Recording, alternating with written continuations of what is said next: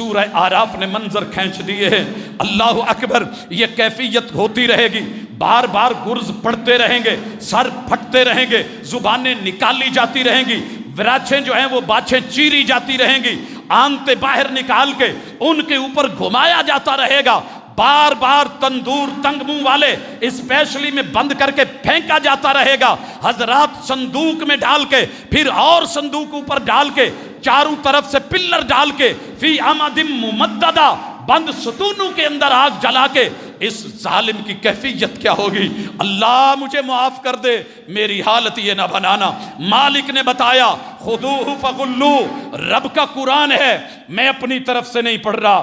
مالک نے کہا ہے اس بد نصیب کو پکڑو، اس کو پکڑو، اس کو جکڑو، ثم الجحیم صلو، اس کو جہیم میں پھینکو، اس کو جہیم میں پھینکو، ثم فی سلسلۃ ذرعها 70 ذراعا فاسلکوہ، اس کو پکڑ کے 70 ہاتھ لمبی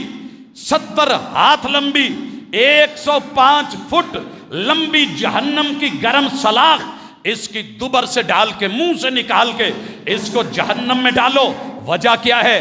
انہو کان لا یؤمن باللہ العظیم، یہ رب کو عظیم نہیں مانتا تھا، ولا یحض علی طعام المسکین، مسکینوں کو کبھی کھانا کھلایا بھی نہیں تھا، کسی کو کہہ کے اس کو ترغیب دلا کے ان کا کوئی بندوبست بھی نہیں کیا تھا۔ فلیس لہ اليوم ہاہنا حمیم، آج اس کا کوئی یار بیلی نہیں، ولا طعام الا من غسلین، آج کھانا بھی میسر نہیں، لا یاکلہ الا الخاطئون، جہنمیوں کی پیپ پینی ہے۔ میں قسمیں اٹھا کے کہتا ہوں بما تبصرون وما لا تبصرون، اوے کس چکر میں پڑ گئے ہو، تمہیں پتہ نہیں چلا، آؤ میں تمہیں سکھا دوں۔